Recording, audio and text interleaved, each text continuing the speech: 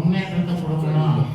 எந்த தொழிலாக இருந்தாலும் பரவாயில்ல, விவசாயமாக இருந்தாலும் பரவாயில்ல, அல்லது வண்டியில டிரைவராக போடுற வீட்டுக்காரர் அப்படின்னா அந்த தொழிலையும் கடவுள் நமக்கு வருமானத்தை கொடுக்கணும். அதில் எந்த விதமான கஷ்டங்களும் வராமல் நாமெல்லாம் இங்கே பிரார்த்தனை பண்ணுறதே அதுக்காக தான்.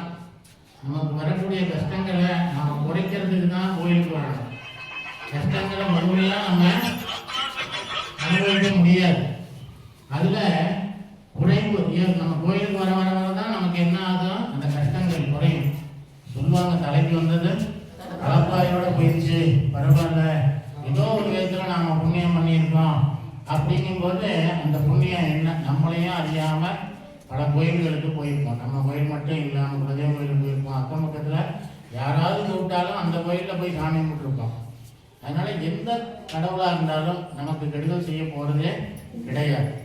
அதனால் அந்த கடவுள் நமக்கு வரக்கூடிய கஷ்டத்தெல்லாம் குறைக்கணுங்கிறதுக்காக நம்ம கோவிலுக்கே வர்றது. நான் அடிக்கடி சொல்லுவேன், நம்ம ஊரில் இருக்கோம், நமக்கு எல்லாருக்கும் வேலை தான், யாருக்கும் வேலை இல்லாமல் இல்லை.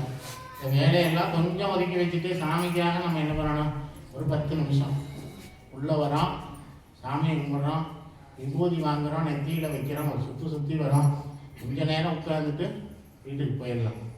இது பார்த்திங்கன்னா நமக்கு வரக்கூடிய பிரச்சனைகள் எதுவாக இருந்தாலும் நமக்கு, ஆனால் பக்கத்தில் இருக்கவங்கலாம் சொல்லுவாங்க, அது நமக்குலாம் ரொம்ப தெரிஞ்சது தான், என்ன அடிக்கடி கோயிலுக்கு போயிட்டுருக்கேன், சும்மா கோயிலுக்கு போகிறேன், தினம் கோயிலுக்கு போகிறேன்.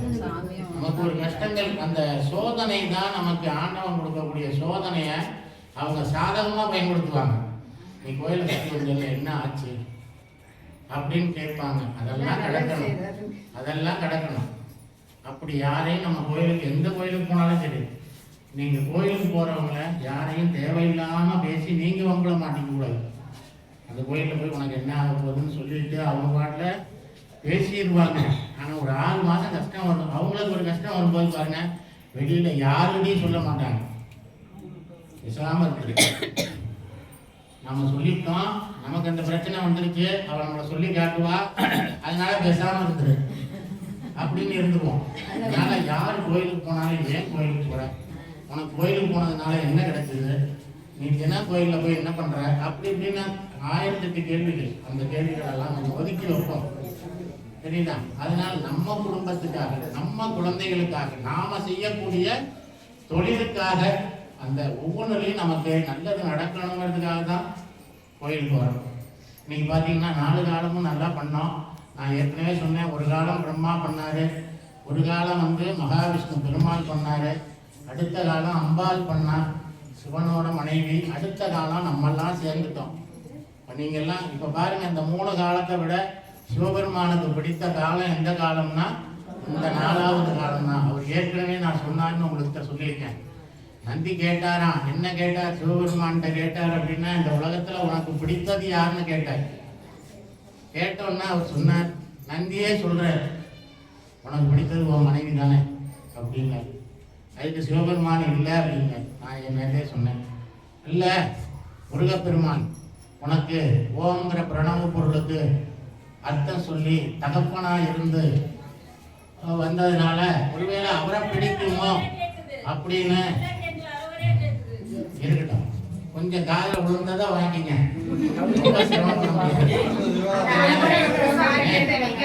கேட்டுக்கலாம்.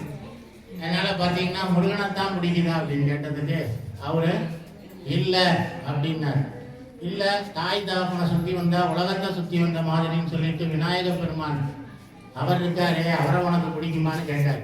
இல்லை அப்படின்னாரு. சரி, ஒன்னா எதிர்த்தாப்புலேயே நான் உட்கார்ந்துட்டு இருக்கிறேன், என்னையாவது உனக்கு பிடிக்குதா, உன்னையும் பிடிக்கல, யாரைத்தான் உனக்கு பிடிக்குது அப்படின்னு நந்தி சிவபெருமான்கிட்ட கேட்கிறார். அனுதினமும் என்னைய தேடி வந்து என்னோட கோவில்ல என்னைய வணங்கி பிரார்த்தனை பண்றான் பாரு, என்னோட பக்தன், அவனை மட்டுமே எனக்கு பிடிக்கும். அவன் எவ்வளவு சிரமத்துல வரான். உங்க யாருக்குமே எந்த கஷ்டமும் இல்லை.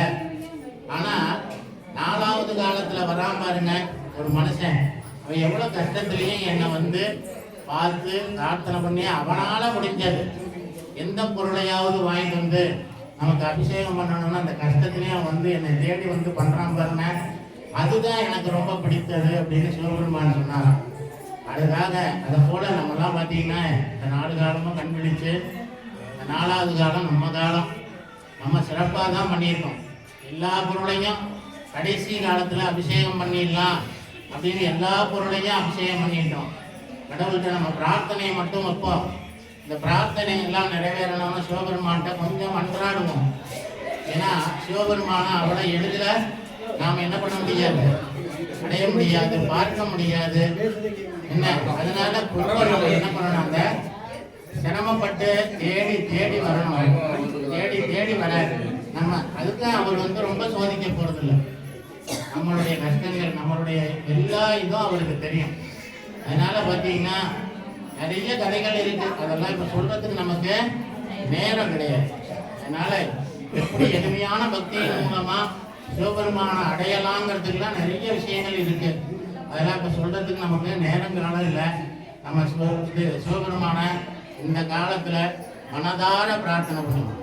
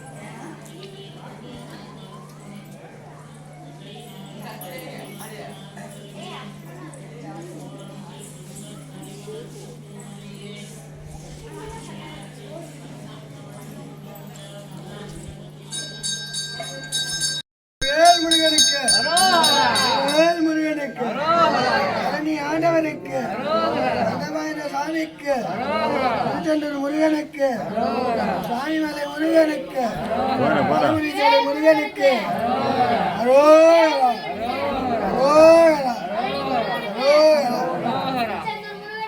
அரோகரா வெற்றிவேல்.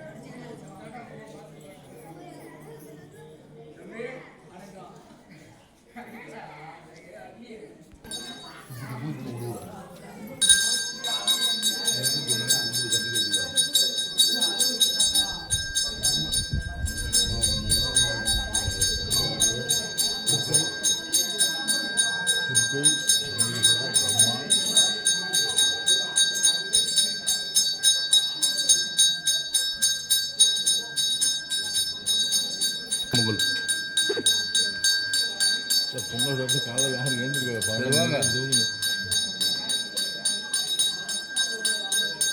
வேலை அப்படிலாம் ஒரு 50,000 அடிச்சு விட்டு இன்னொரு வேலை வச்சிருவோம்.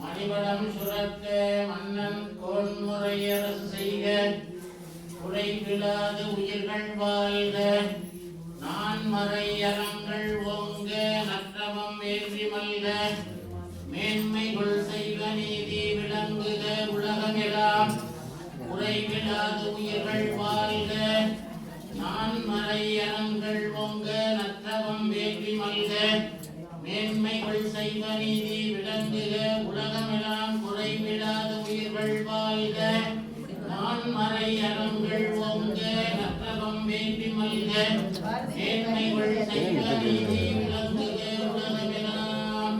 ஓம் நம சிவாய.